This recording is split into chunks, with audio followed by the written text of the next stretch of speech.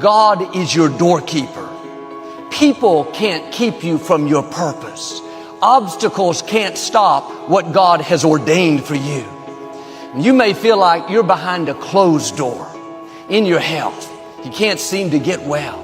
In your career, you're working hard but not getting ahead. In a relationship, things keep falling through. Stay encouraged. Those closed doors are not permanent. The enemy doesn't control your doors. People don't control your doors. Fear, addiction, depression don't control your doors. The Most High God is your doorkeeper. He controls what opens and what closes. And I believe you're about to see some doors that have been closed for a long time suddenly open. You can't explain it. You didn't see it coming, but suddenly your health improves. Suddenly you meet the right person. Suddenly your career takes off. What happened? The doorkeeper stepped in. Get ready for some open doors. Let me give you just a few tips on time management essentials. First of all, you run the day or it runs you. It's not that difficult to get something started. You run it for a while, and after a while it starts running you. That's part of the challenge. Next, the time you've already committed to labor is enough time. If you're working already 8-10 hours a day, that's about it. You just can't work much more than that. Bursts at a time, you can work 12, 14, 16, right? And I'm sure we've all learned to do that, put in the extra time. But after a while, you pretty well have to put your life in balance, or your health is in jeopardy, and your heart's in jeopardy. Your blood pressure is in jeopardy. A lot of things, if you don't stay in balance. So you don't have to put in any more hours, probably. All you have to do is just make better use of the hours. A cliche we've all heard. It's not the hours you put in, it's what you put in the hours that counts. Now also, you need a written set of goals, time management essential, priorities, good plan for the next 10 years especially, some of the things you want to accomplish. Let our dreams pull us through, our objectives sustain us, get us up early, keep us up late, or drive us to do the disciplines, read the books, take the classes, study, whatever's necessary, and a constant review of your goals, because that's how you determine how to use your time, whatever priorities you're going for. Then you need a plan to achieve your goals. And game plans, laying out 6 months, laying out a year. When you do business internationally, several corporations, we just formed our first Australian corporation. You just got to have game plans to lay all this stuff out. Otherwise, it just doesn't get done. Things get missed. Taxes don't get paid. The details don't get taken care of. You've got to learn to think on paper. And if there's one thing under time management we can get across that's major, that one is it. One of the things that we know about life is that it is always changing. Sometimes you're up, sometimes you're down.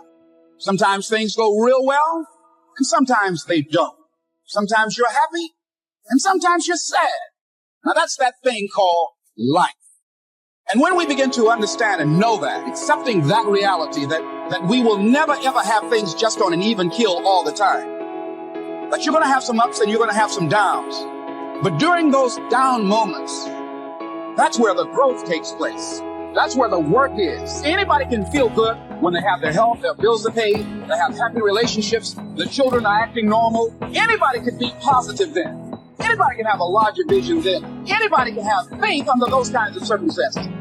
See, but the real challenge of growth, mentally, emotionally, and spiritually, comes when you get knocked down. You got to keep your mind concentrated. Next time management essential is learn to say no. Boy, it's easy to overload your calendar, get yourself into all kinds of time management problems simply because you didn't have the strength to say no when you should have said no. It's much more difficult to say no and then try to get out of it later, call back, make the arrangements, go through the whole embarrassment.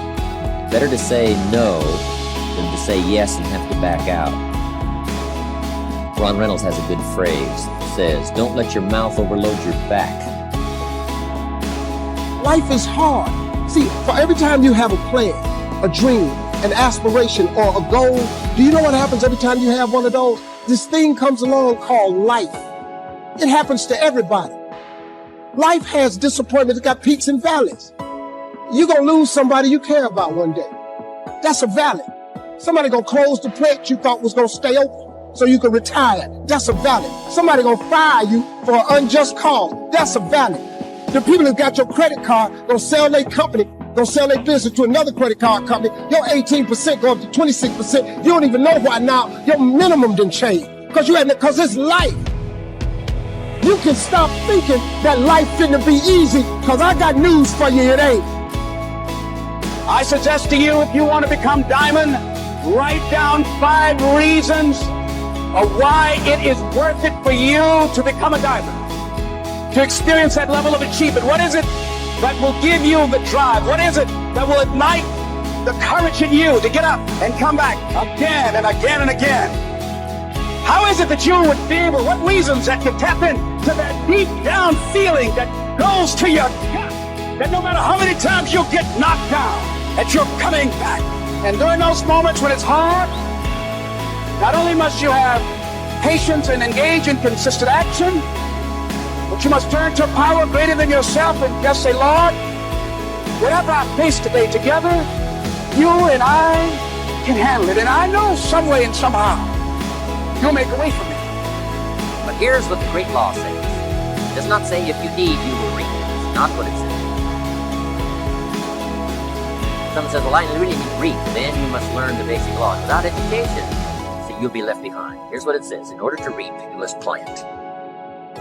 Guess who deserves to reap? Those who plant. So could I deserve something unique and valuable? Yes, if you understand the law, if you understand how it works in your own self-interest. We must plant. We must give to the soil. We must turn it loose. We must let it do its work. We must have patience, take care of it. Now we deserve the reap. If you need, you must plant. Next, if you need to find, in your own self-interest, if you need to find, here's what it says. You must search to find. Finding is reserved for those that search. They're the ones that deserve it. Somebody who says, well, this person really needs to find a good idea, then they must go searching. Good ideas are like mining for gold. You've got to develop the mental machinery to go look, go sifting, go searching, go looking. And if you search, what? You will find the promise is there for everyone in their own self-interest. You'll find all you need to find. If you search for it, you'll find everything you need for your health, everything you need for a flourishing lifestyle, everything you need for a good marriage, everything you need to strengthen your friendship, everything you need for economics. You will find if you'll do like you did today. Spend a couple of days searching, taking a look, seeing if someone has some good ideas. All things are conditional. God says, I'm an amateur on God. God says, if you'll move toward me, I will move toward you. It's always conditional. Which could also be translated, God says, you don't move, I don't move. You say, well, that's arbitrary. Well, when you're God, you can set it up there. Remember, your planet, you can rearrange all this. Change it all. But on this one, here's what's interesting. What you move toward tends to move toward you. If you move toward education, education starts to seek you out. This is one of the unique positiveness. Whatever you move toward moves toward you. If you move toward progress, progress seems to want to now embrace you, move toward you. All life seems to wish to reward its benefactor. If you become the benefactor, you'll receive these incredible rewards. If you're the benefactor to the garden, flowers seem to bloom and say, look at me, look how bright and beautiful I am because you took care of me. I wish to reward you by being beautiful, lovely, spectacular. Your own children, you become their benefactor. They want to reward you with their progress. I taught my daughters how to swim. My daughters would say, and to dive. My daughters would say, Daddy, watch. Look, watch. Look what you've created here. I mean, you've spent the time with me and, when it didn't go well, now look at me. This is the payoff. Watch me dive. I was their benefactor. Now all life wishes to respond to the benefactor. Those who give their time, give their effort, give their patience, give their ideas, the benefit of their experience. Now, whatever has benefited from that wishes to respond. The crop wishes to grow. The child wishes to show how much progress they've made. That is so exciting. Otherwise, the wisdom is wasted. Otherwise, the emotion soon passes. Unless you put it into a disciplined activity. Capture. Discipline is called how to capture the emotion and how to capture the wisdom translated into equity. Disciplines. See, if you're going to put in a day, just put in the whole day. And if you're going to take some time off, take it all off. Or take the whole day off. If you're going to work a day, work a good, long, hard day. If you're going to play all day. Either work all day or play all day. Because guess what? If you're gonna knock off at 3 and go play, guess what you're thinking about all morning? Right? Knocking off at 3 o'clock. I mean, it just, it's one of those things. It's hard to zero in, on something and make it productive if you're making plans to do something else. Now, part of this depends on what you do and depends on your work schedule and the job you have and the business you have, right? I understand that. Everything we're talking about these 2 days needs to be altered and monitored and worked around to fit your particular situation. I understand that. I have a builder friend of mine up in San Jose. His name is Peter Paulson. Peter's got it down pat. Peter works a week and takes off a week. That's the way he's got it arranged. He's a builder. Now, it's kind of clever, though. See, he works 5 days, takes off 9. That's a little... He says work a week, take off a week, yeah, but it's really 5 and 9. Because it's 5, and then it's a weekend, and 5 days, and another weekend, right? So, but what Peter does, the 5 days he puts in, he works, 14, 16 hours, almost around the clock, keeps 2 or 3 secretaries going, gives all the orders, the accountants, the superintendents, the builders, the whole thing, gets it all arranged, and works around the clock for 5 days, and then goes, takes off. Now, you might not have the luxury of being able to do it that way, but just work on this. When you work, when you play. Okay, the next time management essential is analyze how you are, and then either compensate for it or change. Sometimes you can remain how you are if you just make other arrangements. My staff discovered I'm a poor courier.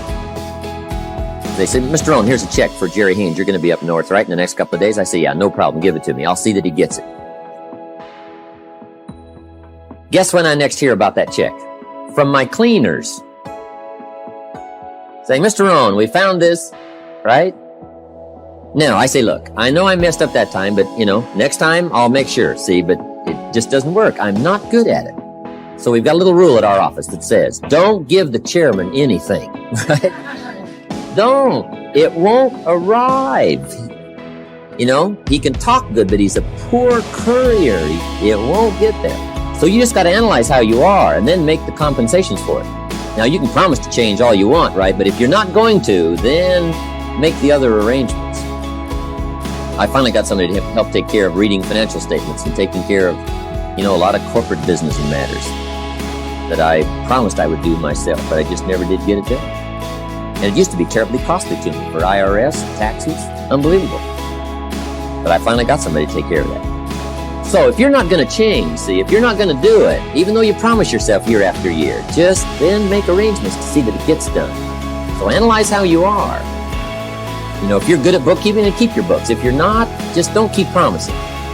Just drop off all that mess, twice a week or once a month in somebody's lap and say, here, figure this out and I'll pay you to do it. Sometimes for $100 a month or something, $50 a month, somebody will just, calculate a lot of stuff for you. Just save yourself all the grief, promising, and never doing it. So analyze how you are. That's very important. Time management essential is have a certain time to solve problems. We found that helpful, especially in the business world. We say problems after 3. Just set them aside. Now, you don't ignore them, but you just set them aside in a certain time frame. All the problem calls, you just call back after 3 o'clock and just go right through them. Now, also, in setting them aside till 3 o'clock, problem comes in at 9 o'clock. And you say, hey, 3 o'clock, Mr. Rohn's going to get on the phone and make all these problem calls, right? Call back all these answers. Guess what usually happens between 9 and 3? Somebody calls back and says, hey, tell him not to call. We've already got it worked out. But see, if you take that call when it comes, sure enough, now you got to spend time. We learn in sales training. People ask questions. You say, hey, save that till training class. Bring that question to training class. You just learn those time-saving things. So you don't have to cover the same things with each person. Next time management essential is be more alert. Part of the alertness is not only what's going on, but also be alert to looking at all your present procedures. You may have some old outdated procedures, stuff you've been doing for 5 years and it's taken 10 hours instead of 1, right? You could put it on a computer or something. You could just, go through, because it's easy to just accumulate a lot of wasted time, wasted motion by not, updating all of your stuff. You don't have to use the old, you don't have to use that anymore, right? The old, calculators. You got the neat, easy stuff, right? Just go through and make sure you're not bogged down with some old, antiquated stuff that's wasting a lot of time. And then be more alert. Take a look at what's going around you. Say, hey, I've been going from here to there and it's taking too much time. In sales management, we teach, don't go across town until you've gone across the street. Have they heard your story across the street? Guys, I got this hot prospect 40 miles away. It just probably isn't worth the time. It's too far. The span of distance is too long. Just shorten up the span. So be alert as to those kind of time wasters.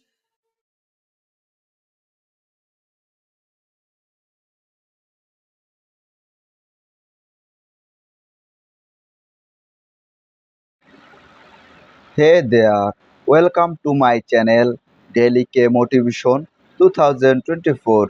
Today's speak God is your doorkeeping people. Can it keep you from your purpose? Obstacles can stop what God has outdrawing for you. You may feel like you're behind the closed door in your hands. You can seem to get well in your creed. You're working hard but not getting end. In a relationship, things keep flying through. Stay encouraged. Those closed doors are not permanent. The enemy does not control your doors. People don't control your doors. Fear, addiction, depression don't control your door. The most highest God is your doorkeeper. He controls what opens and what closes, and I believe it. You're about to see some doors that have been closed for a long time suddenly open. You can explain it.